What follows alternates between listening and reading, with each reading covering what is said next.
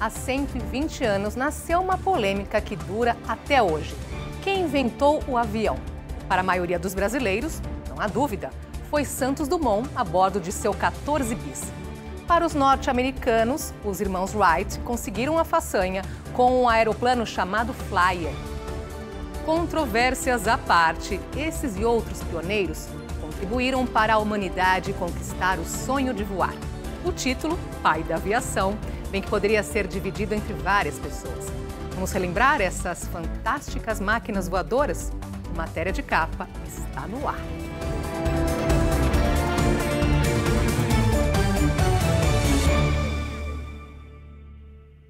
Há 120 anos, os norte-americanos Orville e Wilbur, os irmãos Wright, alçaram voo com uma máquina mais pesada que o ar. O feito é considerado por muitos a primeira vez que um avião tripulado ganhou os céus. Na manhã de 17 de dezembro de 1903, a aeronave seguiu por um trilho e se lançou para cima com a ajuda do vento. O Flyer permaneceu no ar por 12 segundos e percorreu uma distância de 36 metros em uma praia da cidade de Kitty Hawk, na Carolina do Norte. Foi Orville Wright, o irmão mais novo, quem pilotou o biplano. Outros 3 testes foram feitos naquele mesmo dia, com os irmãos se alternando na pilotagem. Antes do sucesso desse voo, eles testaram outros planadores. O primeiro, de 1900, era um biplano com 15 metros quadrados de área de asa e um elevador dianteiro para controle de inclinação. A sustentação não funcionou como esperado, então foram feitas outras tentativas, com voo sem piloto, como se fosse uma pipa. Após 1904, outros modelos passaram a contar com catapulta, que simplificava a decolagem e evitava solavancos. Ao longo dos anos seguintes, eles continuaram desenvolvendo aeroplanos. Em 1905, uma nova versão fazia manobras mais complexas e permanecia no ar por cerca de 40 minutos.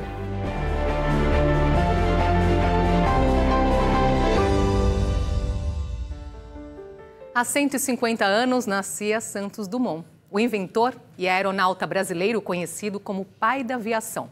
Depois de conquistar os céus com balões, ele entrou para a história com o voo do 14 bis.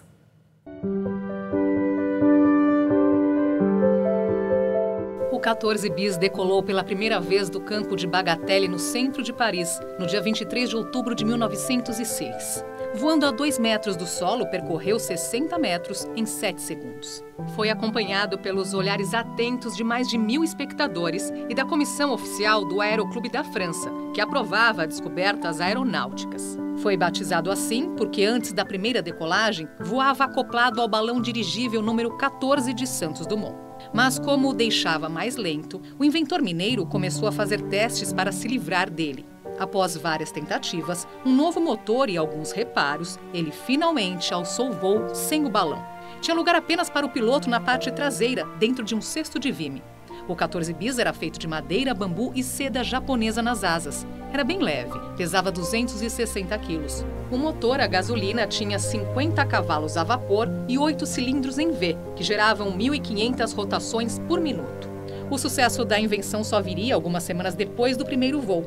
Em 12 de novembro, no mesmo campo de Bagatelle, o 14 bis voou por 220 metros durante quase 22 segundos. Santos Dumont recebeu pelo feito um prêmio de 1.500 francos do Aeroclube da França. 6 meses depois, o 14 bis foi destruído durante um voo mal sucedido. O inventor reaproveitou hélice, rodas e o motor do avião nos projetos seguintes.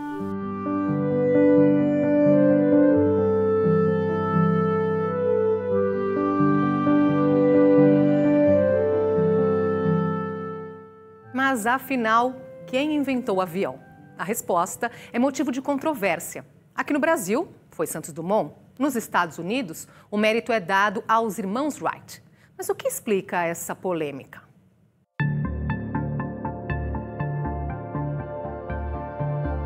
Melhorar os voos de balão e conseguir colocar nos céus uma máquina mais pesada do que o ar. Esses eram os grandes desafios no final do século XIX e início do XX. A competição levava concorrentes para exibir seus feitos frente a uma comissão julgadora do Aeroclube da França.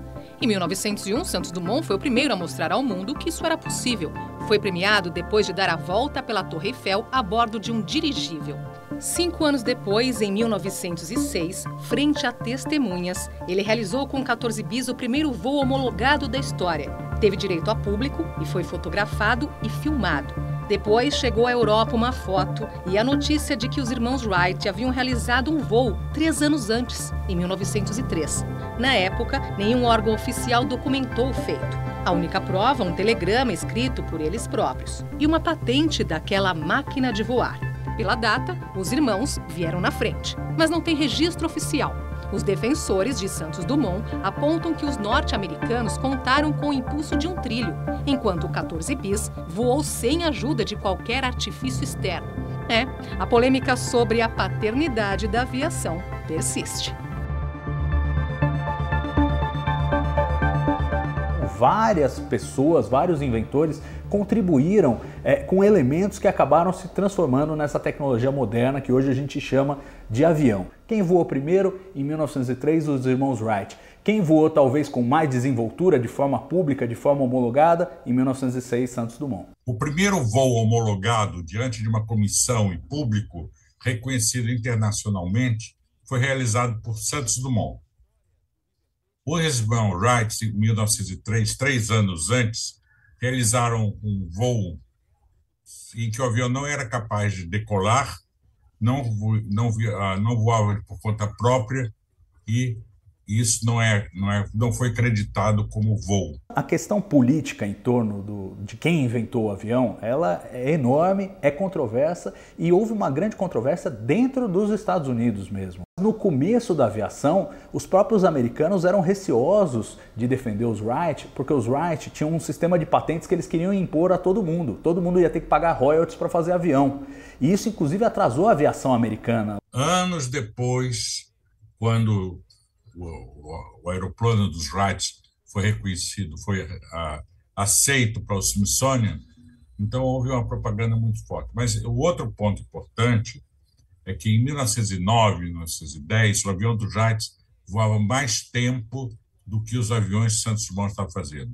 Embora Santos Dumont tenha feito o primeiro avião produzido em série, o Demoiselle, é um avião de 1909. Não existia na época o termo fake news, mas a campanha funciona até hoje. Mas não foi só nos céus que Santos Dumont reinou com suas invenções. Também com os pés no chão, esse brasileiro trouxe contribuições muito usadas em nosso dia a dia. Se você hoje toma banho quentinho, pode agradecer a Santos Dumont. Ele criou um chuveiro aquecido a álcool, com entradas para água fria e quente e dosagem da temperatura. Até então, não havia nada parecido aqui no Brasil. Essa e outras invenções podem ser vistas no Museu Casa de Santos Dumont, em Petrópolis, no Rio de Janeiro. Era a residência de verão dele. O chalé, chamado de A Encantada, foi projetado pelo aviador em 1918. A escada recortada obriga o visitante a subir sempre começando pelo pé direito. Para cronometrar os tempos de voo, Santos Dumont pediu ao amigo Louis Cartier para criar um relógio de pulso. O acessório já existia e as mulheres o utilizavam, mas ele o popularizou entre os homens, sendo muito usado na Primeira Guerra Mundial. Santos Dumont se suicidou em 1932, aos 59 anos. O motivo levanta controvérsias.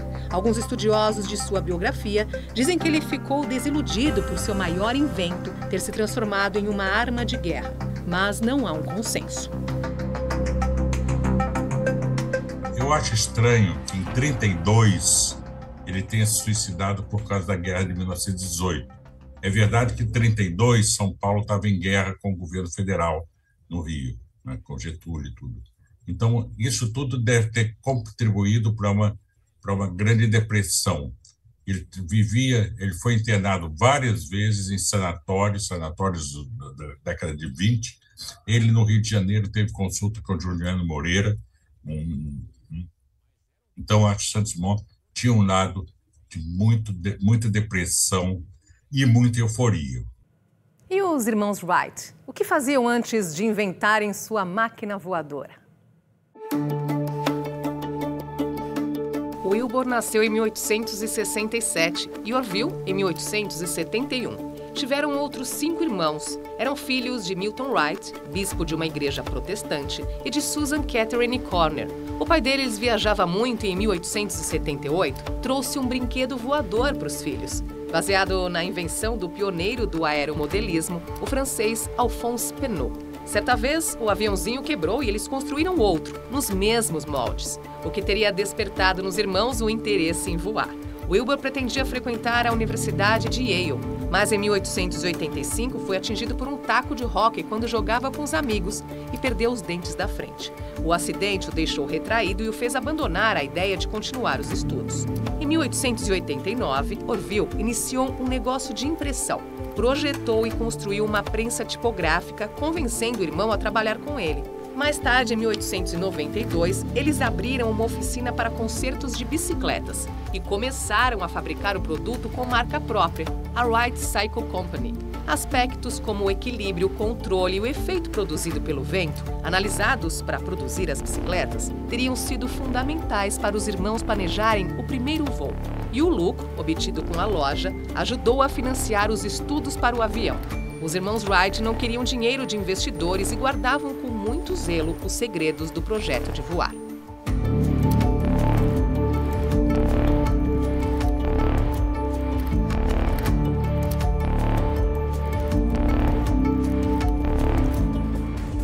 Daqui a pouco, voar como os pássaros, um sonho antigo do homem. E ainda, como a aviação encurtou as distâncias no século XX. Não saia daí.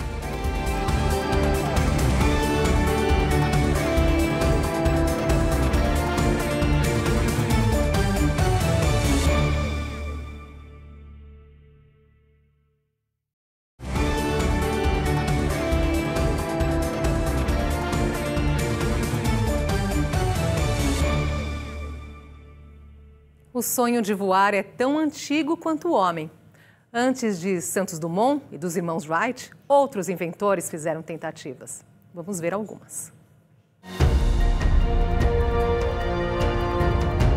Um dos primeiros registros desse desejo vem da mitologia grega. Para fugir do labirinto do Minotauro, Dédalo montou asas com penas de aves coladas com cera de abelha para que ele e o filho Ícaro deixassem a ilha de Creta. No entanto, Ícaro ignorou o conselho do pai sobre o perigo de chegar muito perto do sol e resolveu voar bem alto. O calor derreteu a cera e as penas se soltaram. Ele caiu no mar Egeu e morreu afogado.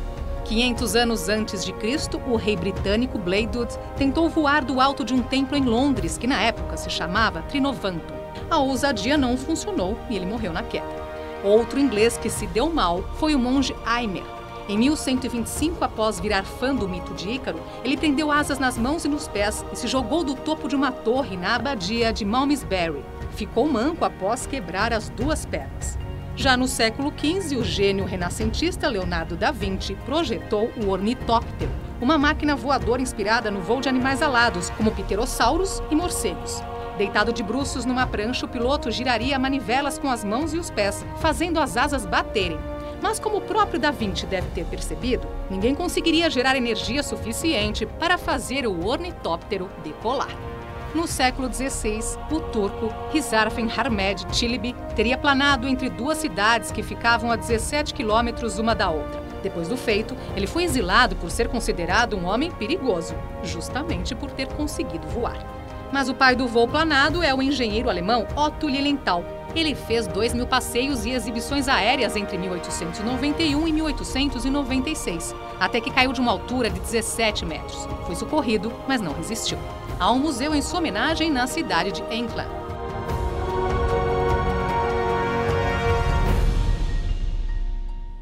O surgimento do avião diminuiu as distâncias e encurtou o mundo.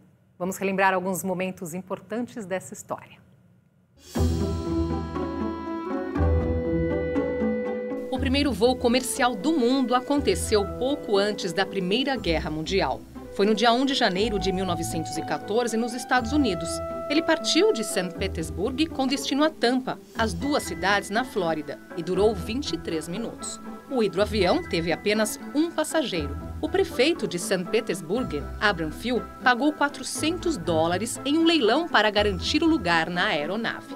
5 anos depois, em junho de 1919, os britânicos John Alcock e Arthur Whiting Brown realizaram o primeiro voo transatlântico sem escala da história, saindo do Canadá e chegando na Irlanda num pouso desastroso. E não por acaso isso aconteceu pouco depois do fim da Primeira Guerra Mundial. As vantagens militares dos aviões levaram ao desenvolvimento tecnológico necessário para alavancar a aviação civil. Quando a guerra acabou, surgiram os primeiros voos comerciais ligando as capitais europeias, aproveitando o excedente de aeronaves construídas durante o conflito. Se fosse necessário escolher uma data para indicar o nascimento da aviação civil moderna, provavelmente seria 21 de maio de 1927. Foi nesse dia que Charles Lindbergh fez o primeiro voo transatlântico solo. Ele pousou seu avião Spirit of St. Louis em Paris 33 horas e 29 minutos depois de decolar da região de Nova York. O mundo ficou eletrizado com as possibilidades da aviação. Aqui no Brasil, um hidroavião foi responsável pelo primeiro voo da aviação comercial no país. A companhia aérea Condor Syndicate inaugurou a primeira rota com passageiros em fevereiro de 1927, com o Dornier Waldy 112, conhecido como Atlântico. O voo fazia a linha de Porto Alegre para Pelotas e Rio Grande, sobrevoando a Lagoa dos Patos, no Rio Grande do Sul. Outro momento importante vem com a era dos supersônicos comerciais. Em 1976, o Concorde faz 2 voos inaugurais ao mesmo tempo. A British Airways vai de Londres para o Bahrein e a Air France de Paris ao Rio de Janeiro. Em 2000, um acidente com o Concorde da Air France, que ia de Paris a Nova York, deixou 113 mortos. 3 anos depois, o modelo supersônico foi aposentado.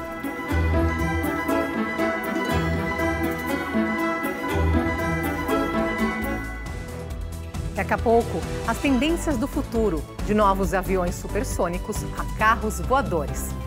E ainda, pesquisadores correm contra o tempo para desenvolver combustíveis que não poluam os céus. A gente volta já.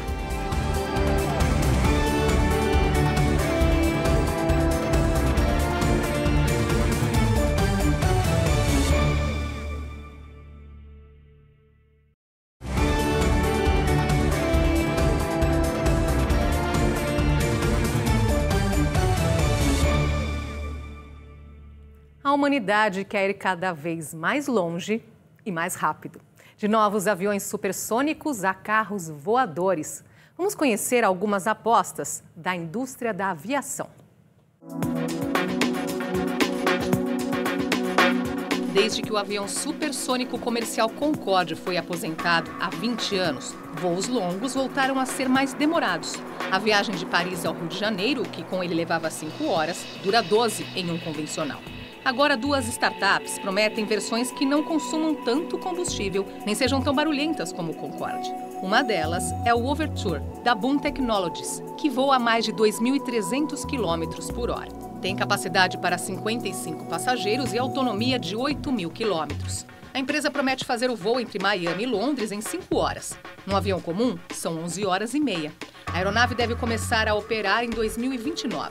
A grande aposta para a mobilidade urbana são os carros voadores, ou a aeronave de decolagem e aterrissagem vertical elétrica, na sigla em inglês eVTOL. Algumas cidades da Austrália e dos Estados Unidos já se preparam para essa novidade, graças a uma parceria da Uber com vários fabricantes, entre eles a Embraer. Com previsão para chegar ao mercado em 2026, os carros voadores da Eve, empresa de aeronaves elétricas do conglomerado brasileiro, prometem baixos níveis de ruído em relação aos helicópteros, capacidade para 4 passageiros, além do piloto, e 100 km de autonomia. Um projeto ainda mais ousado é o de um avião nuclear supersônico que não emite poluentes. Chamado Magnaven, ele teria 2 andares, capacidade para 500 pessoas e faria pouso e decolagem verticais. Desenvolvido pelo designer espanhol Oscar Viñals, é parecido com a famosa Millennium Falcon, de Guerra nas Estrelas. A intenção é usar um reator de fusão para impulsionar a aeronave e diminuir o tempo das viagens. No Magnaven, um voo de Nova York a Londres, que hoje dura 7 horas, levaria apenas 3.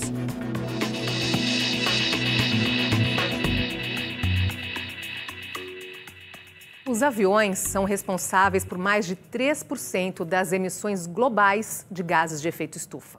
Por causa da crise climática, cientistas e engenheiros têm direcionado esforços para usar combustíveis mais limpos.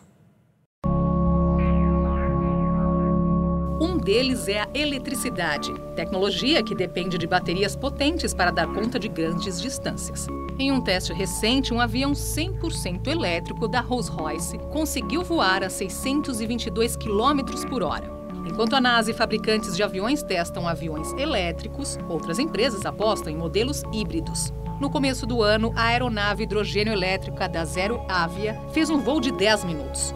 Outra aposta é na biomassa.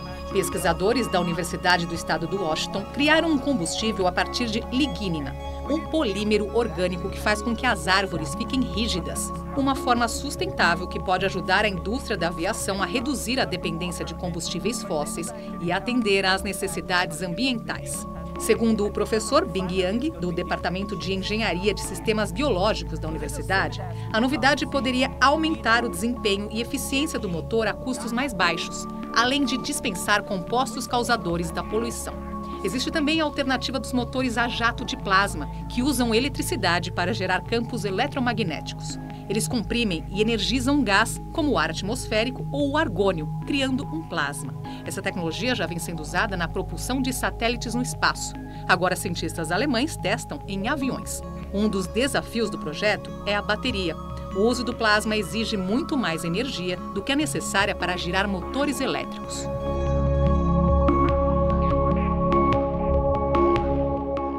Existe um problema muito sério com a aviação, que é o uso de querosene de aviação, que é um combustível poluente, tem um impacto ambiental enorme, questão do efeito estufa. O que está mais à frente, e ainda assim de forma bastante limitada, é a tentativa de fazer um avião elétrico. Agora, tem outras possibilidades que são exploradas. Aí nós falamos de combustíveis de biomassa, por exemplo, que é até curioso, porque eles vão queimar como querosene, então eles vão emitir CO2 para a atmosfera, mas para você produzir a biomassa você vai plantar de novo e aquelas plantas vão absorver o CO2. Então você fecha o ciclo e você não aumenta a quantidade de CO2 na atmosfera. E fala-se até em hidrogênio, né? Você usar o hidrogênio puro, que em tese seria um combustível bem eficiente, e você queimaria produzindo água, então a emissão do avião seria só vapor da água. A grande dificuldade é que o hidrogênio é muito difícil de manusear. Se os aviões estão mudando, os terminais onde pousam e decolam não poderiam ficar de fora. Vamos conhecer algumas tecnologias implementadas em aeroportos pelo mundo. Uma delas é a biometria facial. Desde o começo da pandemia, em 2020, o Terminal Internacional Tom Bradley, em Los Angeles, passou a usá-la para automatizar a checagem de documentos de quem chega ao país. Em 2021, a Qatar foi a primeira companhia aérea a oferecer aos passageiros a tecnologia sem toque no acesso ao Oryx One, sistema de entretenimento dos aviões A350. Ela permite o emparelhamento de smartphones e tablets com a tela no encosto do assento. Com isso, o passageiro pode navegar por mais de 4.000 opções sem encostar o dedo na tela. Robôs autônomos estão ficando cada vez mais comuns nos aeroportos. No terminal de Cincinnati, no estado americano do Ohio, os chamados Autobots levam bebidas, alimentos e produtos de viagem ao cliente. Já o Guita é uma espécie de carregador ambulante. Adotado em vários aeroportos norte-americanos, ele usa a detecção visual para seguir o membro da equipe de entrega até o portão onde está o cliente. O Android rolante já conta com uma versão doméstica.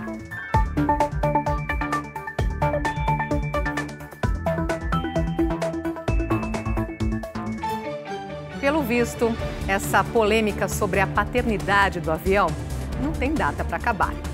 O fato é que, voando, nós encurtamos distâncias. Turbinamos o comércio, as relações internacionais, o turismo. Olhando os avanços das máquinas voadoras, podemos dizer que a tecnologia deu saltos incríveis. Você já parou para pensar que em apenas 60 anos fomos do primeiro voo ao pouso na Lua? E agora a NASA se prepara para enviar uma missão tripulada a Marte em 2030. É daqui a pouco. Muito obrigada pela companhia. Até a próxima.